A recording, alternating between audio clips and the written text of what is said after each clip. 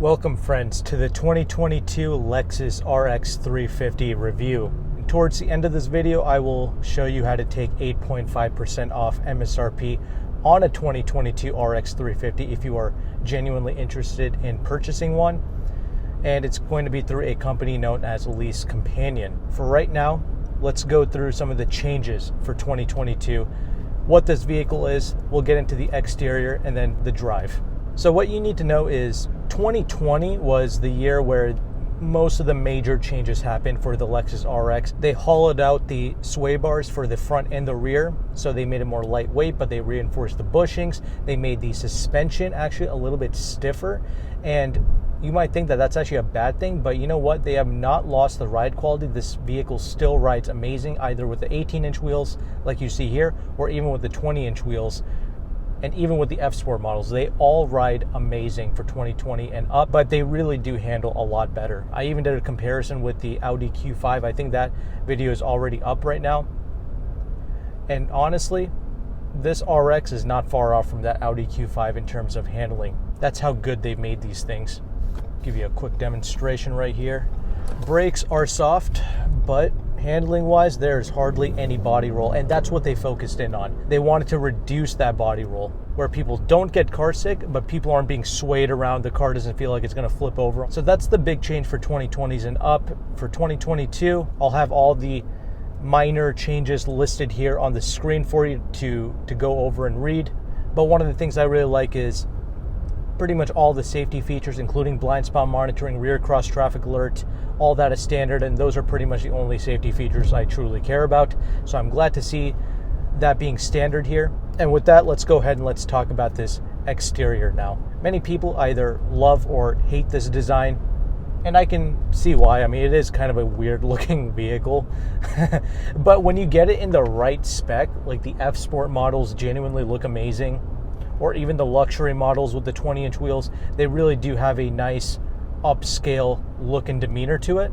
But as you see it here, this is kind of a more basic model. I mean, it's not basic, it's definitely got some options on, about $7,000 worth of options, because technically the RX starts at around $46,000. That's for the front wheel drive model. I don't recommend getting that. I would at least pay $48,000, get the all wheel drive, because it just makes sense for an SUV like this, and it helps with the residual value as well.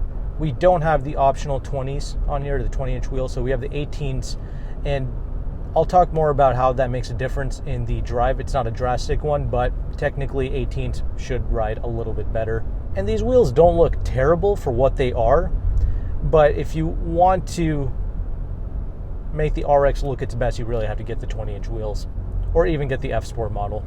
Overall, this SUV is about 192.5 inches long total, so it should be able to fit in most people's garages quite easily. I'm fully aware that a new 2023 RX is out. However, I think a lot of people, they're in love with this V6 engine. I'm not against the 2023 model. I actually like the way that looks as well, but I really need to test it out for myself. I think the hybrid could genuinely be a great SUV for most people to buy if it is as smooth as the ES300H hybrid that I have tested out. That's literally one of the smoothest hybrid vehicles I've ever driven, and if the new RX 350H is anything like that, then I am all for it. Sure, this V6 is smooth. It actually sounds pretty good. Not in a crazy way, because the IS350, RC350, GS350, F Sports, they all have this kind of sound tube, so it really amps up that induction noise, which adds a ton of character. This RX clearly does not have that, but in a subtle way, this does sound pretty good, especially compared to most four-cylinder turbos, etc. But anyway, I'm sorry, back to the looks. We don't have the triple beam headlights on here. That's around a $1,600 to $2,000 option. Again, it's those little things that really complete the look of this vehicle. We don't have that here. We do have LED daytime running lights, but we have halogen bulbs for the turn signals for the front and the rear. But you let me know your thoughts in the comment section below about the looks of this car. Do you like it? Do you hate it? Do you like the new 2023 model more? Let me know, but let's talk about this driving segment now. All right, the biggest highlight with this RX and why so many people want to buy this particular model before they stop making it completely is because of this 3.5-liter V6 engine, tried and true engine. Produces 295 horsepower, 267 pounds-feet of torque, and gets up to speed effortlessly. I know Lexus claims that the 0 to 60 time is like 7.9 seconds or 7.7 seconds if you get the front wheel drive. This feels much quicker than what Lexus states the 0 to 60 to be. Even Car and Driver tested this car at 6.7 seconds, over a second quicker than what Lexus claims. And really the spec sheet is the biggest negative with Lexus cars. Lexus themselves are totally just neutering themselves for no reason by quoting much slower 0 to 60 times than what they need to. Spec sheets really make a vehicle sell. I mean, that's really all people care about. I mean, even at 6.7 seconds, all the German cars do around 5.5. So it's still slower than the European vehicles in its class. But there's something that the spec sheet can never tell you, and I keep saying this in all my reviews, and that's obviously character. You can't put character on a piece of paper. Honestly, it's hard to even describe it to you through this video, but I tried my best in the Q5 versus RX video that I did. Yes, objectively, the Q5 is pretty much better in every conceivable way, maybe aside from the size difference. Like I said in the video, the RX really has character, not just in the way that it drives, but also in the interior space, which I'll get to later. But the RX genuinely just talks to you more. It's a more communicative vehicle. In fact, it actually bothers me when people say that Lexus cars are boring to drive when they are the only cars that actually offer some level of communication to the driver. Many people reviewing these cars miss the point. In fact, most people just say that these are just RAV4s and Highlanders with a Lexus badge on them. It's totally not the case. I mean, people fail to understand this concept. I mean, the difference between a Toyota and a Lexus is genuinely the gap between heaven and earth. I mean, they're just not even in the same dimension, these two vehicles. Toyotas, for the most part, they genuinely feel like tin cans, most of them. In a weird way, Toyotas are enjoyable in their own tinny fashion. That's besides the point, but the Lexus cars feel nothing like that, okay? From a refinement standpoint, this is a very silent machine, especially around town at like 55 miles per hour, that type of speed.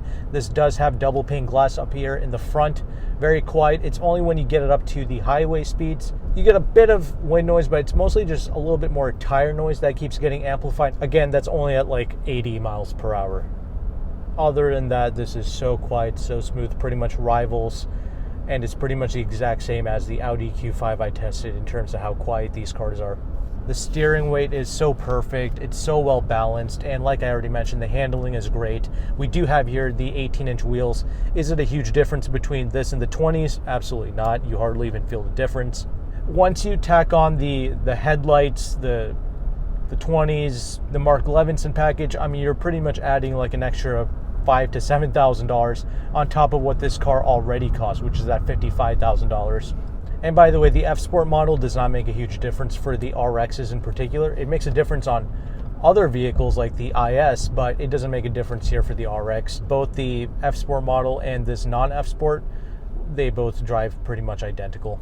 We do have here McPherson front suspension, and we do have double wishbones in the back. Even with that stiffer tuning of the suspension, it still glides over bumps extremely well. In fact, another reason for stiffening everything up that also kind of refines the car. It actually helps to absorb some of the sound and the vibrations a little bit better when you have a stiffer chassis, stiffer suspension, things like that. And it is true, they've done a great job tuning this stuff. Overall, this SUV weighs about a touch under 4,400 pounds. Very stable out in the highway doing higher speeds.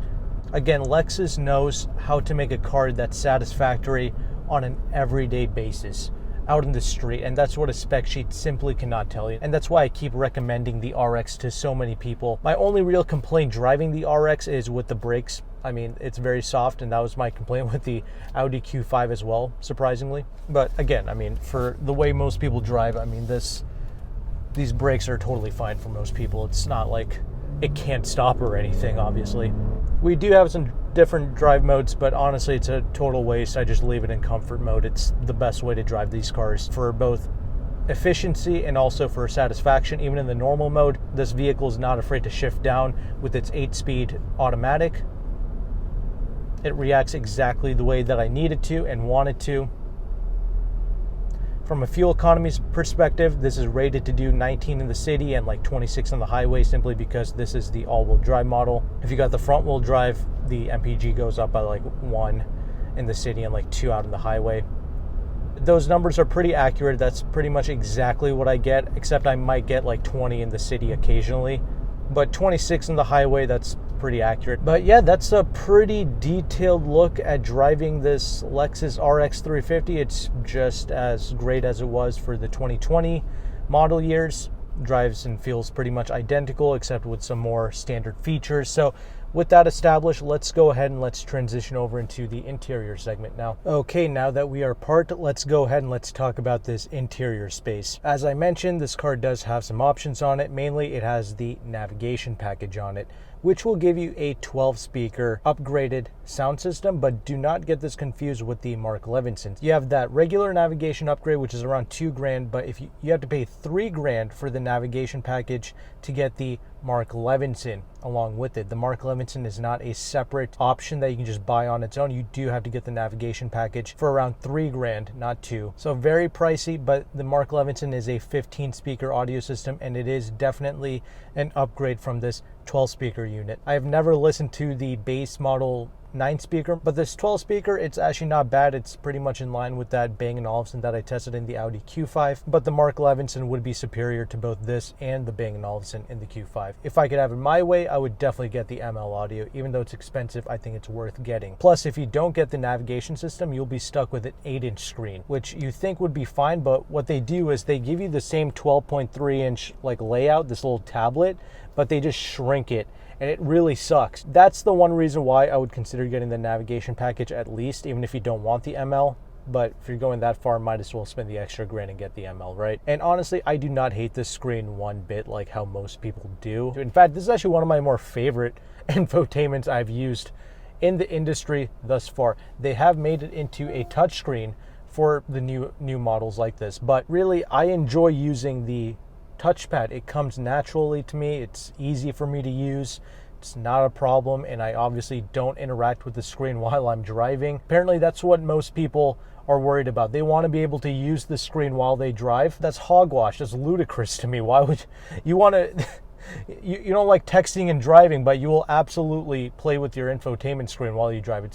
It's idiotic. And actually the funny part is, it's more difficult to use a touchscreen, funny enough, while you're driving, because when I go over any small crevice or bump on the road, I just misplace my finger and I touch something else instead. This is why I don't even like touchscreens in a car. I just prefer this little mouse pad thing, or like a small rotary dial like what Mazda does. That's perfectly fine in my opinion, but you do have the touchscreen here as well with Apple CarPlay and Android Auto, but it's not wireless Apple CarPlay or Android Auto. You do have to use a wire, but you can't just plug that wire into the front USB ports. If you want to access your Apple CarPlay and Android Auto, you have to plug in from the armrest USB ports. Very important. It will not work from the front, so you will waste a lot of time and energy screwing with that. So just so you know, plug it in from the armrest. So you will forever have this nasty little wire dangling from your center armrest. It's very stupid. This is why I prefer wireless systems. Anyway, you can pay $200 more to get a wireless charging pad, which we do not have here, but you do have two places to store your phone. One here vertically and also one here where the wireless charging pad would have been. I like how you have plenty of physical buttons, like your heated and cooled seats for the front anyway, and your climate control. You have your own dedicated buttons and switches for that. You have your own volume tuning knobs, and you even have a CD player, which I think you only get the CD player if you get the navigation package. And you might be asking, why do they still offer this? Well, that's because some people actually, they're real audiophiles, and to get the best audio quality, using a CD is better than just streaming from Bluetooth, apparently. I'm not a crazy audiophile. I don't care for this. But just so you know, if you get like the Mark Levinson, you want the best audio experience possible, you should use a high quality CD, apparently. Don't know, don't care, doesn't matter to me, but it's there if you want it. Got your two cup holders. There's actually plenty of space in the armrest. And overall, this interior space just has a sense of plushness to it that the German cars typically don't have. The German cars feel solid and stiff and it's great, but this is also going to last the test of time, okay? Lexus interiors, they age extremely well, pretty much flawlessly, but they do it in a more plush manner. Like these seats, they're so soft, they're so supple. This is the new Lux seats. You have to get the luxury trim level to get the semi-aniline, I guess, real leather, but that's really not necessary. This is very excellent as it is. This is the birch interior, which many people would call gray, but in my opinion, it's more so white than it is a gray interior. It's not pure white, obviously, but that's what it kind of leans towards, not necessarily gray, but they're very soft, very comfortable. We also have almost like a suede-like headlining material. All of this is actually going to help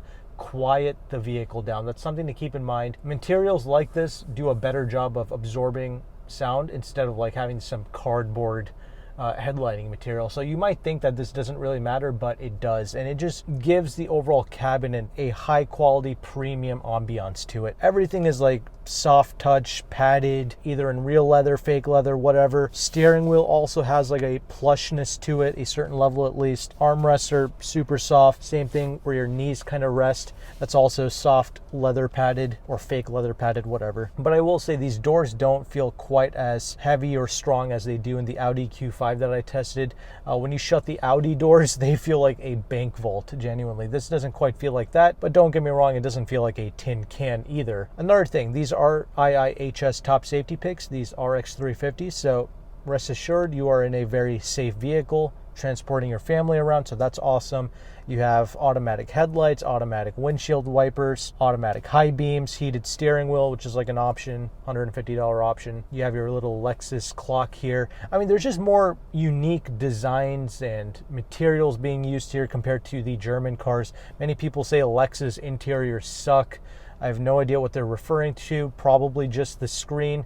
When I refer to interior quality, I mean design. I mean fit and finish, creaks and rattles. That's what I'm referring to. This is solid. This has so many unique designs to it, swoops and lines and character that the European cars simply don't have. They don't have all these geometries and shapes going on. That's really bespoke to Lexus. There's real design going on here. We have the walnut trim. You can also get bamboo. This is more of a darker finish here, but it's nice. I appreciate the attention to detail, and that's why in my Audi Q5 versus RX video, I kept gravitating towards the RX interior. It just feels more plush and inviting, and it's the interior space I want to spend more time in. Now, the infotainment gripes, you know, that's really up to the person. For me, it comes easily to me, and to some owners, they have also expressed that they do like the infotainment, but I will agree most people don't like it. The other thing is the gauge clusters. It does look rather basic, right? But if you got the F Sport, that can change. You'll get that cool F Sport gauge cluster that's digital, but these certainly get the job done. There's nothing wrong with it. I don't mind it, but I just want to let you know, compared to like the digital gauge clusters that BMW and Audi do, this is definitely a step behind, but it's fine. It's analog and it gets a job done. You have plenty of space in the armrest, and the headroom up here is fine. Getting in and out is easy. You have one-touch automatic windows for all 4 windows.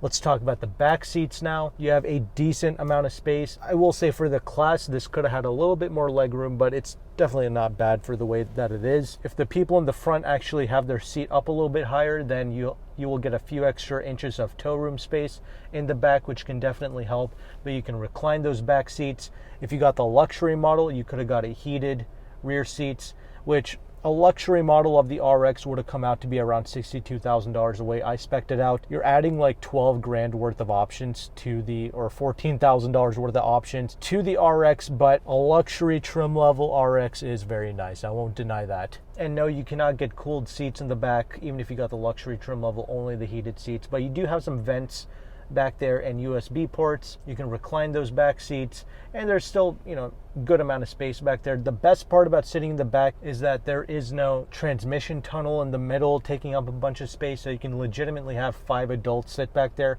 comfortably, and it's not an issue. So that's great. And also, if you got the luxury model, you can get the manual sunshades, which is very nice. Let's talk about the trunk now. The trunk is plentiful, it's massive. That's not remotely an issue. You also have a spare tire back there as well, and a few extra cubby spaces. So very practical vehicle as a whole. It just makes sense for most families. That's why I keep recommending the RX to so many people. And as I promised you at the beginning of the video, I'll show you how to take 8.5% off MSRP on a brand new RX well, a 2022 RX at least. So I have partnered up with a company known as AutoCompanion. They are located in the Washington, D.C. area. Lexus is one of their top selling vehicles. They've partnered up with multiple dealerships like BMWs, Audi, CDJR, Lexus, of course, Nissan, Infiniti, Volvo, etc. So you can choose whatever car you want. If you're watching this video, obviously you're interested in a Lexus, and if you get the regular model RXs like you see here, you can get 8.5% off. If you want the F Sport, you can take 5% off MSRP on that. And I think the hybrids don't get as much of a discount, but there's still a discount on the hybrids. I wouldn't recommend it. I would take this regular RX, not even the F Sport. I would grab this at 8.5% off, get the biggest discount possible, because the hybrid, it's a good car, but it's not a drastic improvement in terms of fuel economy. It's not a car that gets like 40 mpg or anything like that. So in my opinion, I would rather just have the regular RX, take advantage of that massive discount, because it's one of the best luxury car deals right now. You can lease it, you can finance it, you can pay cash for it, you can still take advantage of the deal. But I will say, if you lease it, the interest rate isn't bad. It's around 3%, and also you can get an extra $1,500 in lease cash as well from Lexus when you go to lease. So that's a massive discount right there. And if you do like a one-pay lease, it's pretty much like no interest at all. If you want to take advantage of those deals, you will either have to ship the car or you will have to pick it up at Washington, D.C. You can't build these cars because it's a 2022 model. You just have to wait and see what inbound shipments there are, and you have to choose like which trim level is closest to what you want and fits your budget, right? There is also a broker fee of $500, which I don't think most people would mind paying, because, well, you're getting a huge discount. And also, if you sign up with my link, you can take $50 off of that broker fee. So you're effectively paying $450. All that information for AutoCompanion, it will be listed down in the description box if you want to sign up. I will have the next video playing on the end screen here, so check it out, and I will see you there.